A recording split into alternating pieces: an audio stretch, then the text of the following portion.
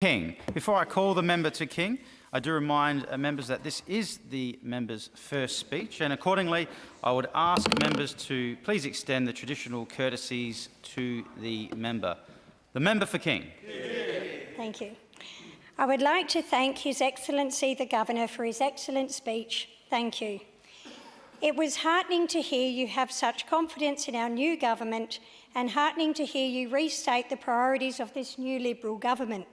More jobs, lower costs and better government services for South Australians. Mr Speaker, warm congratulations on your election to the chair. You clearly demonstrate a deep community contribution, and I'm certain, Mr Speaker, that you will keep the members of this House focused on the best interests of South Australians. To our new ministers, parliamentary colleagues, my friends and family in the gallery, I am grateful to be elected as a servant and voice for my local community. I congratulate all new members and all re-elected members.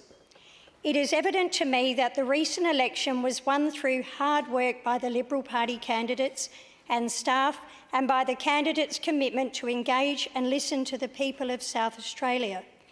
In King, my campaign strategy was simple: to knock on doors personally, to ask my constituents what was most important to them. And then at night, I telephoned those people I couldn't catch at home. Knowing what matters most to my community is most important to me. I am proud of Premier Stephen Marshall and the Liberal members for demonstrating to South Australians that we care deeply about people and about a much better future for South Australians. It is such a great honour and privilege to stand here today as the first member for the new Northern Suburbs electorate of King.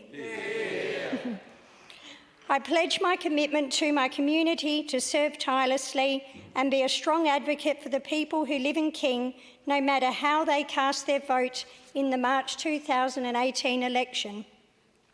Parliamentary colleagues, listening to your address and reply speeches, I've been so thankful to learn more about your electorates and to hear about your journey to Parliament.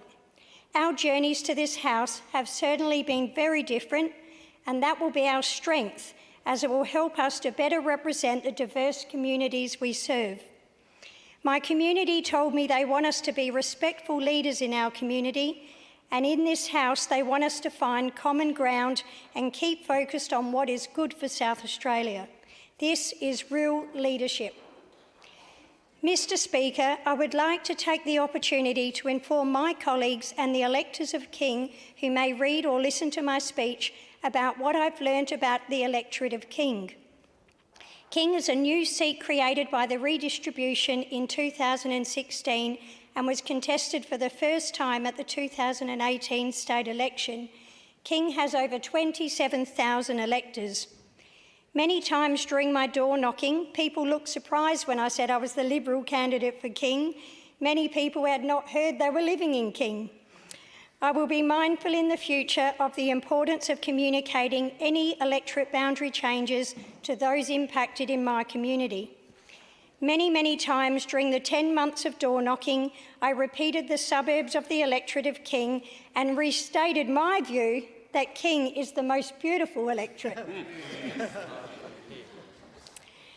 King spreads north across a very large geographic area in the northeastern and northern suburbs. King's suburbs include Golden Grove, which for those of us who have lived locally for over 20 years proudly remember was once named the world's best suburb. Golden Grove is where our new King electorate office is now located.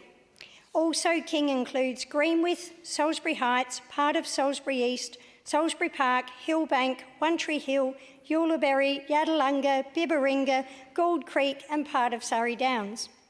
King has a wonderful mixture of metro and rural living.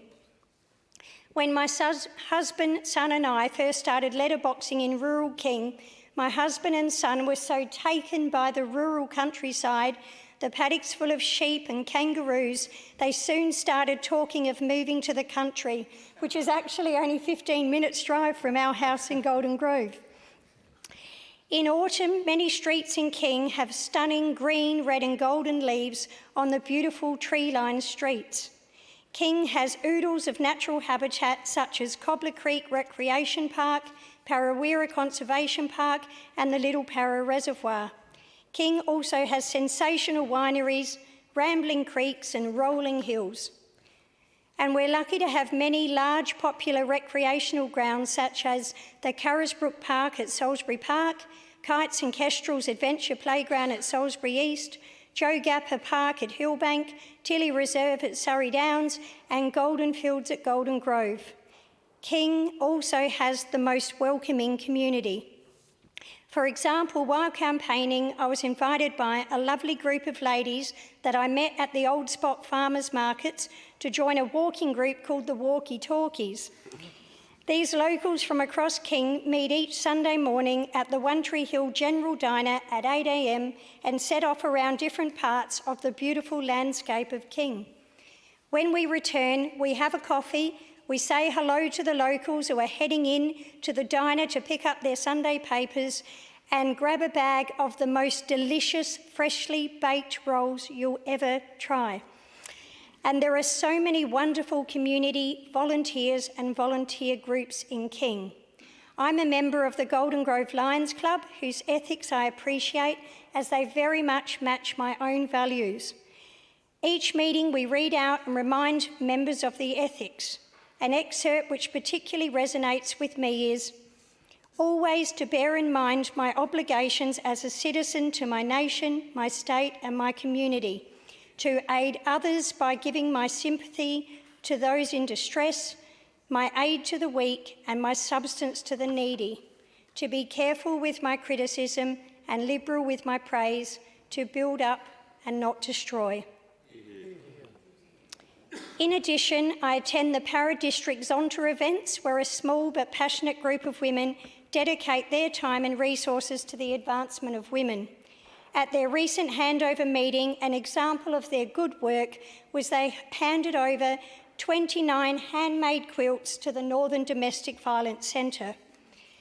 I'm a member of the Friends of Cobbler Creek, who volunteer their time to preserve the Cobbler Creek Park for future generations to enjoy.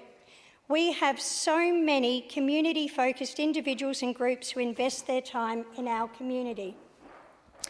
The most remarkable show of community spirit I've seen was during the Samson Flat bushfires. When my family were evacuated and safe at my parents' house, I went back to the evacuation centre and I commend all community members who worked together to help fight the fire, to save people, houses, animals and habitat.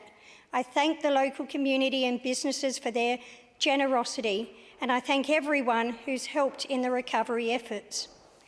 King has many thriving community sporting clubs across all sports, including the Golden Grove Football Club with Australia's biggest junior membership.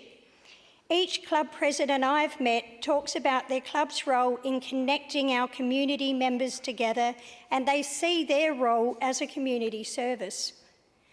On Friday nights after my son's games at the Golden Grove Central District's Baseball Club, we certainly enjoy hanging with the other families to chat amongst ourselves in the club rooms after the games.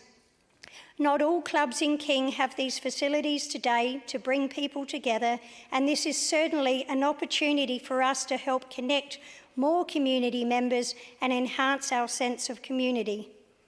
King has an abundance of fascinating history, including many early settlers' ruins. I would like to see us find ways to signpost and communicate this history so everyone knows about it and it can't be forgotten. King is a stunningly, naturally beautiful electorate, and I can't imagine living anywhere else. During my time as a City of Tea Tree Gully councillor and during the state campaign, I found the people of King to be thoroughly decent, caring, compassionate and hardworking community members. Additionally, we have many capable, industrious business owners. While campaigning, I asked all residents and businesses the same question. I want to understand what is most important to you. and I was moved by a vast number of people who talked to me with compassion, hopes and aspirations, not only for themselves, but for the broader South Australian community.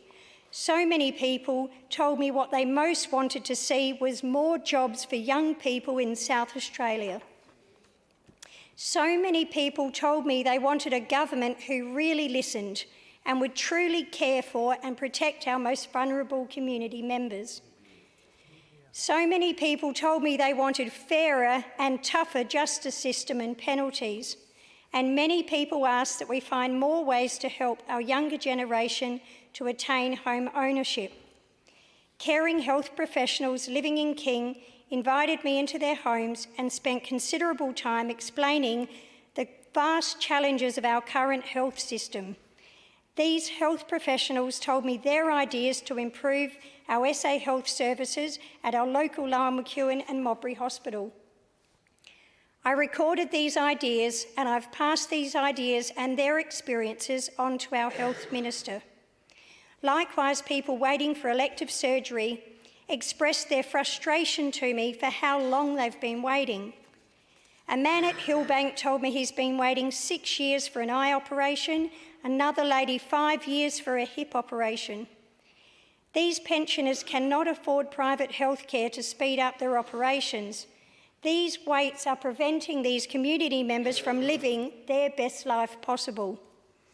An elderly couple from Greenwith told me their recent story of how they had to rush to the hospital at 4:30 in the morning when the 94-year-old husband was in immense pain. Then they waited for 6 hours at Lyell McEwin Hospital, and his wife told me she was petrified. The whole 6 hours because they were seated right next to a man in handcuffs who was under police arrest during the entire visit. My elderly resident was frightened this man was going to jump up and put his handcuffs around her neck. Sadly, they left the hospital in despair and went to see the doctor as they were still fourth in line to be seen after 6 hours. This is shameful.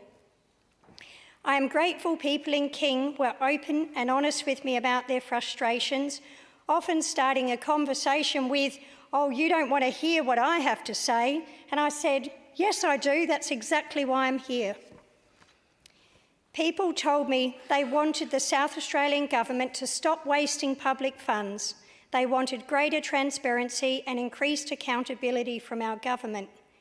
They told me they wanted a government who would prioritise jobs and growth and support, especially in the northern suburbs. Everybody raised skyrocketing and unaffordable electricity bills, rising council rates and cost of living as a key concern. Many people were so angry at rising council rates, questioning where councils are spending their money and questioning why their rate money was not being spent on footpaths, fixing broken curbs, cutting verges or surfacing roads. Pensioners described how they were battling to pay their electricity bills. While door knocking, one day on a 43-degree day, I met an elderly lady in Golden Grove who was absolutely petrified of putting a fan on in her sweltering home because she just could not afford the electricity bill. Her hands were red and swollen from the heat, and I recognised the swelling as I'd just taken my son to the doctors the day before for the same reason. She also had no telephone because she couldn't afford one. And I visited her last week to check on her, and she now has no TV as it's blown up. She was not complaining, she is accepting of her situation. I think a person who has contributed so much to our community and raised a family in South Australia deserves much better. And I also met couples in their 30s and 40s who told me they've got good jobs, but they're still struggling to pay their bills.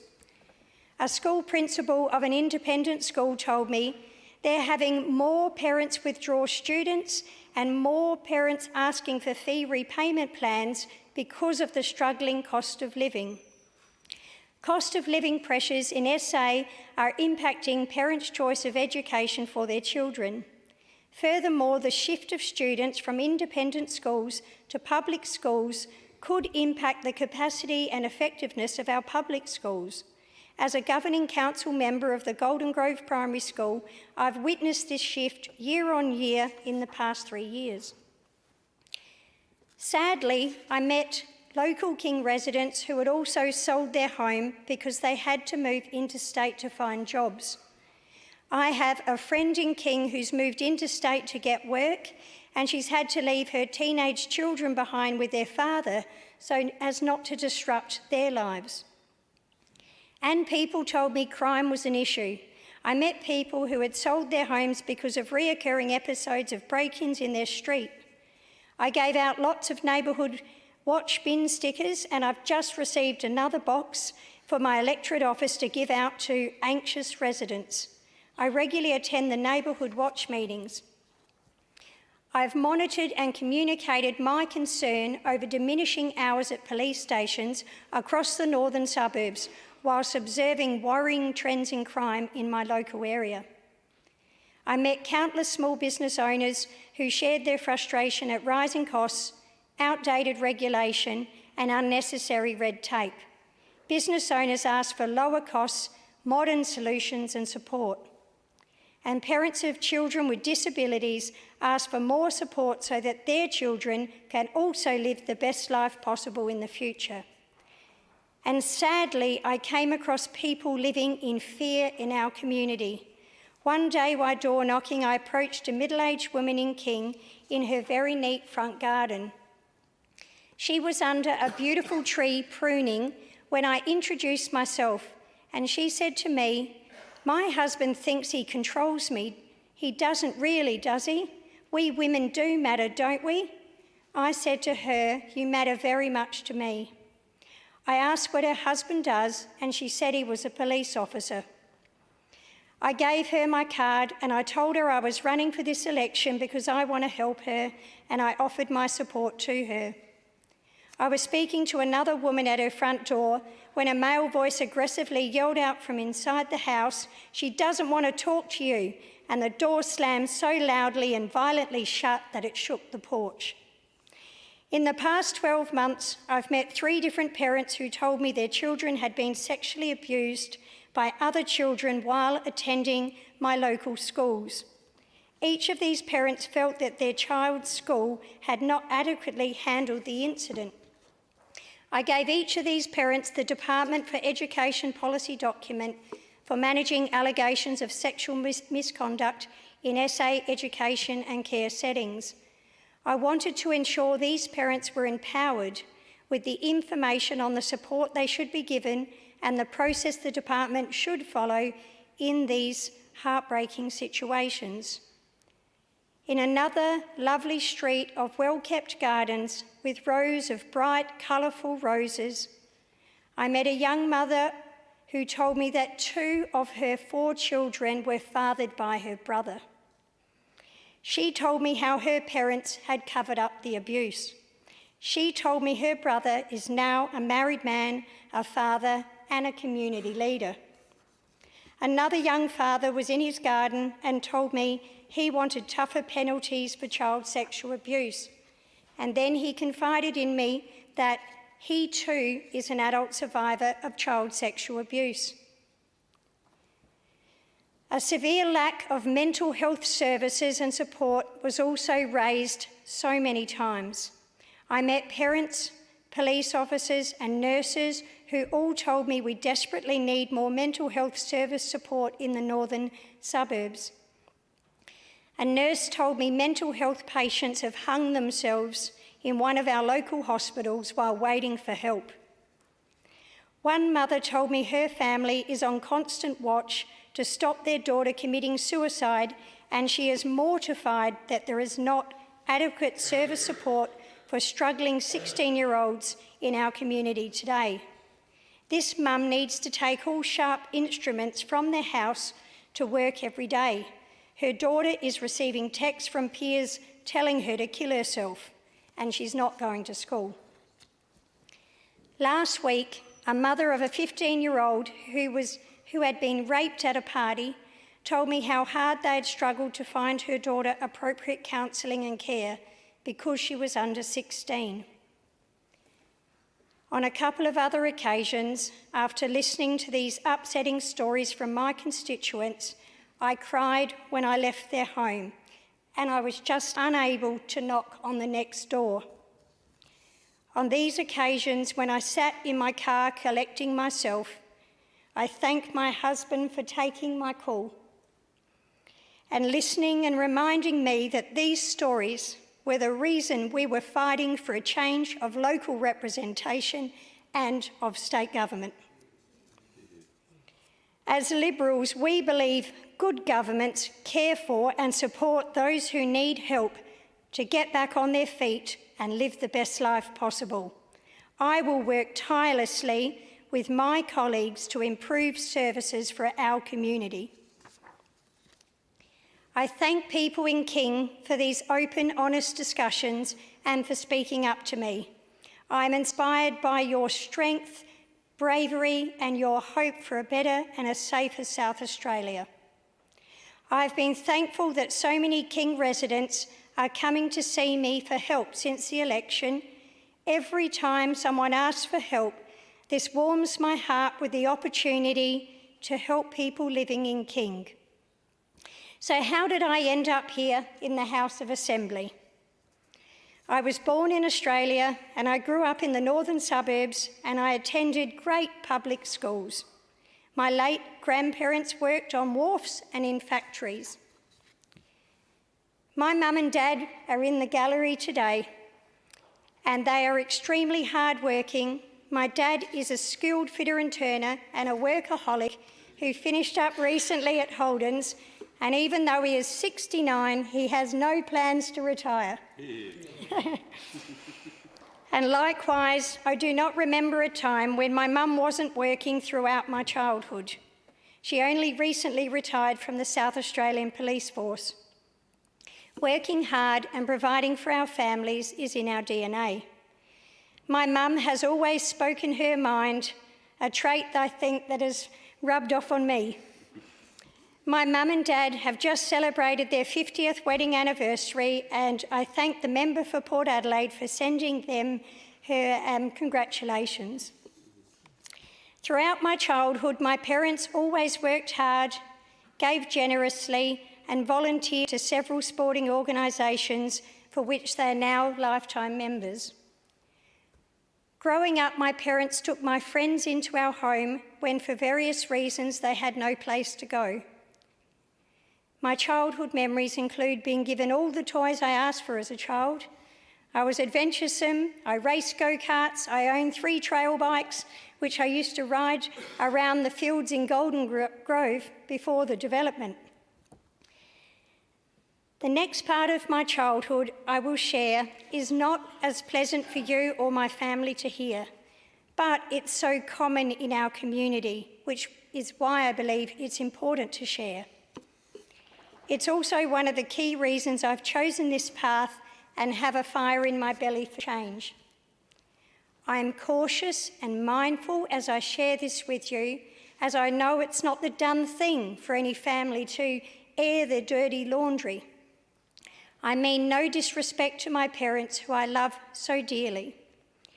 I'm choosing to speak up and share a glimpse of other memories because I believe these experiences are still commonplace. I want to prevent these experiences from being passed on to our children. There was violence in our home.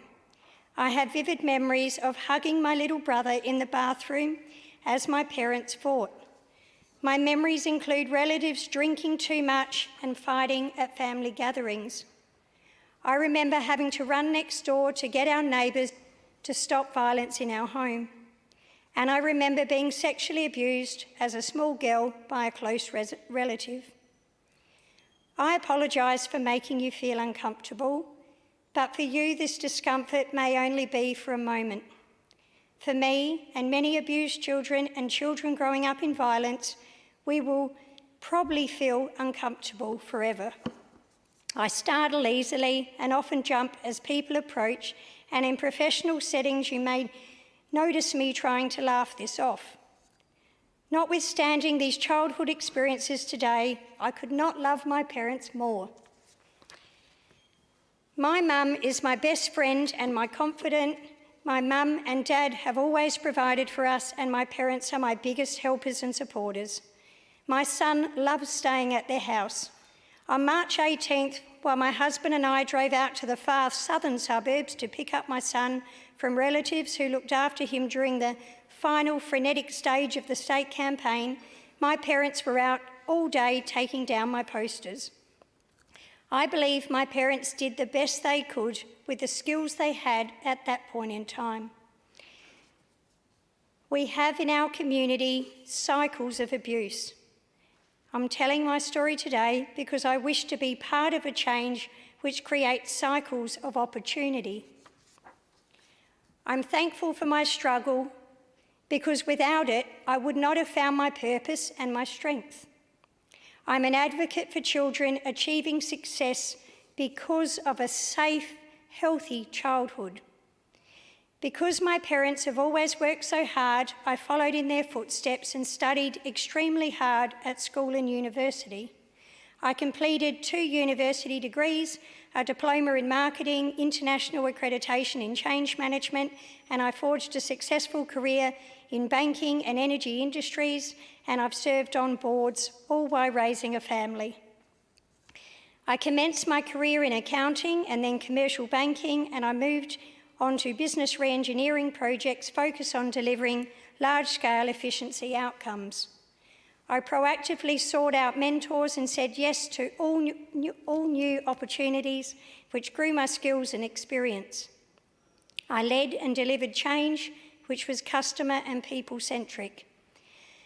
After years of establishing new organisational capability, I was given the role of leading change and communication for the BT Financial Group.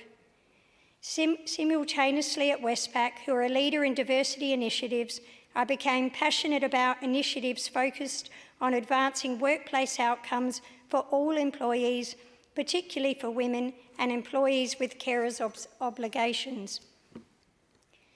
I put my hand up for the opportunity to chair an employee action group for whose goal was to mainstream workplace flexibility initiatives across the Westpac Group for over 36,000 employees. I chaired this group while doing my day job, leading change nationally. We made great progress in listening to employees, leading cultural change and negotiating solutions which both work for the business and the employees. Personally, I believe there is more we must do to support men and women to work flexibly. Our family's experience has that it can be difficult for men to access the flexibility in the workplace so they can play a partnership role in raising their family if they choose to. My husband chose to resign from his full-time job last week so he can be available for the drop-off and pick-up of our son from school while I'm in Parliament. I thank him for his dedication and tremendous support of me and his shared ambition to create a safer community. Yeah. In my 40s, my career at Westpac took a powerful and purposeful change in direction following an executive coaching session with a man called Kamal Sama. He insistently asked me what I wanted to do next in Westpac, and I repeatedly answered, I just want to help people. And then he asked me what really pees me off, using a less polite term, and I surprised myself by answering children being hurt. In my 40s, my more unsettling childhood memories had begun to bubble to the surface. Weirdly enough, at the same time, my mum found my childhood diaries, and when I read through these, my mind brought back memories I'd forgotten for a very long time. In my mid-40s, I said, me too. While still working hard in banking, I completed my own research into the prevalence of child abuse and neglect in Australia. I became absolutely outraged by South Australia's child protection failures. With report after report, inquiry after inquiry, with little action implemented. To create awareness of the risks to children in our community, I designed and delivered a Keeping Children Safe Wellbeing presentation for the Westpac employees and delivered these across Adelaide and Sydney with the help of an organisation called Childwise. I reached out to learn from and collaborate with child protection professionals and advocates across Australia, and I consulted a counsellor specialising in child sexual abuse to better understand the impacts of my own childhood abuse. One of those impacts was working so hard that I had little time to feel and think about what could be troubling me inside. Shutting off your own feelings also means you close yourself off to others. I feel so much more now since the counselling. The counselling service provider, Uniting Communities, then invited me to tell my story at a launch of a handbook for survivors of child sexual abuse. I've told my story many times now, and every time I tell my story about child sexual abuse, people come up to me afterwards and say, "Me too." Importantly, in 2013, I chose to dedicate the next stage of my career to serving the South Australian community and finding a way to help make South Australia the safest place for children to be raised. I sought out a meeting with Minister David Busoni before the 2014 election, and I asked him what he would do to make South Australia safer, and he said to me, "What will you do?" And here I am, with the blessing and support of the party, its members, my family and my community. Thank you to David for your question that day and for your ongoing counsel ever since. Family, domestic and sexual violence is a major health and welfare issue. It occurs across all ages, socioeconomic and demographic groups. Violence costs our community billions of dollars, and it may just rob people of the chance to live their best life possible. The statistics for domestic violence are alarming. 1 in 4 women and 1 in 6 men report emotional abuse by a partner. 1 in 6 women and 1 in 17 men have experienced physical violence by a partner. In 2018, Anne Rose reported that women who as children witnessed partner violence against their parent were more than twice as likely to be subjected to partner violence themselves. In Australia, White Ribbon tell us 1 in 4 children are exposed to domestic violence. 1 in 4. Mr. Speaker, I am passionate about, number 1, South Australia implementing early years interventions to break the cycles of abuse, and 2, children being heard in matters where their safety is in question. Mr. Speaker, I believe it is essential to help us achieve a substantial and sustained reduction in child abuse and neglect in South Australia. It is absolutely outrageous that in 2017, in South Australia, more than 14,000 calls to the child abuse hotline went unanswered. It is outrageous that the statistics for child sexual abuse in Australia is 1 in 5 children. Mr. Speaker, imagine attending a full school assembly in your electorate. You're looking out over a large group of 500 innocent primary school students seated for the assembly. Now think that 100 of those vulnerable young children are being sexually abused, most by someone they know and they trust. How can we expect these children to learn each day and reach their full potential when they're experiencing abuse? One man told me his abuse only stopped when he was old enough to push his toy box against his door each night. We must give children a voice. When a community is silent about the sexual abuse of children, it gives sexual perpetrators permission and access to our children. Together, we can break this silence. As the member for Davenport said in his speech, if not us, then who? If not now, then when? I am so proud to be part of this caring Liberal government and extremely heartened by our Premier's commitment to child protection and the appointment of our hard-working Minister for Child Protection, Rachel Sanderson. I am heartened by our new Premier's decision to appoint a caring and committed Assistant Minister for Domestic Violence, Carolyn Habib. I look forward to working with these ministers and my new colleagues on both sides of the House who have expressed their commitment to a safer and more respectful community. Mr. Speaker, when I was a little girl, I didn't know that it was inappropriate for a family member to touch my private parts. I didn't have the knowledge or the language or the opportunity to speak up. Today, I'm speaking up for all children in our community who are victims of abuse. I'm asking for this Parliament to find a way to give them the knowledge and a voice as early as possible in their childhood. And I'm speaking up for everyone experiencing abuse today. Today, our most up-to-date research is still telling us that most people do not contact the police after partner violence. And yet the South Australian Police are still responding to almost 30,000 domestic violence incidents, and 1 in 4 children are watching and listening to this violence. Real change is needed to break the cycles of abuse. This Parliament can work together to take us to a time when nobody must say, "Me too." There is so much we can do. As an employee of the Department of Premier and Cabinet, I joined the White Ribbon Steering Committee to work with colleagues across agencies to embed White Ribbon workplace policies and procedures.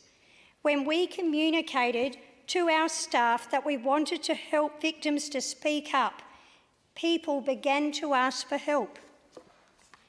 At Service SA, I asked for and gained budget and support to put the Domestic Violence Gateway safety cards in every Service SA centre across South Australia. The cost was less than $700, a very small price to pay to raise awareness and offer support across the state. And now my new electorate office in King has these domestic violence safety cards out front on the front counter, and our King office telephone will always be available for any community member who safely needs to make calls for help. We can all do this in our electorates. The future is bright. There is so much we can do together. I believe, having heard your speeches in Parliament, that we are the change that the community have been waiting for. The time is now. And what I'll now touch on is the many thanks that I have to say. My election to Parliament was made possible by the efforts of many people who stood with me to advocate a better, safer future. I would like to thank my wonderful family, my dad Ken Hannam, my mum Maria Hannam, my husband Ian Soper. My husband is just as passionate as me about a better future for our children in South Australia. He worked extremely hard to support the campaign and help me earn the trust of King electors. I thank my beautiful, smart and hard-working 22-year-old daughter, Brooke Luethen, who is currently in her last year of uni. I hope the good work of this government will create so many new jobs in South Australia that she has the choice to stay here with us. And I thank my 8-year-old son, Max Soper. He's given up so much of his mum's time so that we can do this fight to make the community better for many. On his last report card, his teacher wrote, "He is one of the most caring children in his class." I tell him this is one of the most important values, to care deeply for other people, and it seems to be rubbing off. And thank you to my brother Brian. Thank you for helping us on polling day. During the campaign, we were fortunate to attract many new friends, also passionate about South Australia's future. These friends helped me to letterbox the electorate many times over, waved with me, introduced me to their friends, made my family meals as it was so crazy, watched over my son, put up and took down so many posters, provided moral support, supported me in just every way possible. I am grateful to many people, and I'm grateful especially to a small group whose efforts went above and beyond and who were a constant support and generous. Thank you, Minister David Busoni, Elise Falkenmeyer, Paul Barbero, Dennis Soester, Adrian Williams, Ellen Gillespie, Silva Rella, Gavin Denton, Mick Cairns, Amit and Neelam Kadia, Liam Goodrich, Lynn Petrie, Grace Patterson, Bernadette Tudor Chuban, Patricia St. Clair Dixon, Dominica and Michael Ferraro, and Margaret and Peter Watson, Mary and Mick Corick, Sandra Davies, Belinda Valentine, Christina Magneta Marrero, and Stephen Ripp. Thank you all so much. Furthermore, I wish to thank the Liberal Party. As members of the King community presented to me their concerns and their aspirations, you made it so easy for me to offer our well-considered policies and plans to demonstrate we were listening, we were ready to govern, and we were ready to deliver real change. Thank you to the Premier Stephen Marshall. Your hard work, focus and discipline is a constant source of inspiration. Thank you to the Honourable Federal Minister Christopher Pyne, Deputy Leader Vicky Chapman, Minister David Busoni, Minister David Ridgway, Minister David Spears and Minister Stephen Wade for your visits to King and for door-knocking with me to meet community members in the King electorate. Thank you to my co-councillor Bernie Keane in the Padare Ward, City of Tea Tree Gully, for his support and mentoring along the way. And thank you to the staff at the City of Salisbury, Tea Tree Gully and Playford, who actioned so many council requests for me as I worked my way around the electorate. My biggest thanks and heartfelt gratitude goes to every person and business owner who opened their door, took my calls, waved, honked, signed a petition and finally voted for me to be standing here today. Thank you. I reiterate, to those people in King, I reiterate, I have listened and recorded your priorities, which you communicated to me during the campaign. These include delivering more jobs, better services and lower costs of living. In additionally, more locally, finally fixing Golden Grove Road. Locals raised this to me when I first door-knocked for council, and it took me 3 years of lobbying and petitioning to gain the commitment from government to fix this road. Thank you to everyone who signed and honked for this change. And we promised also to add a slip lane into Skyline Drive. Thank you to Hillbank residents for signing the petition. We are committed to fixing Sadna car parking, which will benefit so many people who visit the South Australian District Netball Association courts at Golden Grove and to the residents who live around it. We will be investing in Mowbray Hospital, which will provide better services for every resident of King, and it will also take the pressure off Lowell McEwen. And finally, we will deliver more car parks at Golden Grove Park and Ride so more people can easily use public transport. We will deliver for the people of King. As a Liberal, I'm committed to building the capacity of the South Australian community. I'm committed to a South Australia where every individual can live their best life possible. I'm here to help you, your family and your business. I am your servant. Your challenges and your aspirations are my priority. Lastly today, I wish to touch on one last opportunity for our community. Mr. Speaker, I ask for colleagues and anyone listening to my speech to reflect on the aim that our House of Assembly is meant to be a representative body for our South Australian community. The government's decisions and policies shape the quality of lives in our community. I argue that since women know their situation best, they should participate equally to have their perspective and life experience incorporated. It seems intuitive that there are just some issues that are more important to women and affect them more. I believe women's collective life experience as women is very important. Women were granted the right to stand for Parliament in 1894 in South Australia. It took another 65 years until 1959 for Joyce Still to be elected to the South Australian House of Assembly. On December 18th, 2019, South Australia will celebrate 125 years since the passage of a bill granting women the right to vote and to stand for Parliament. The campaign to gain public support for women's suffrage was a collective effort. With the local government elections coming up later this year, I urge women to consider running for council. And I ask our community to consider who they vote for in the elections and if this will help elect a representative body.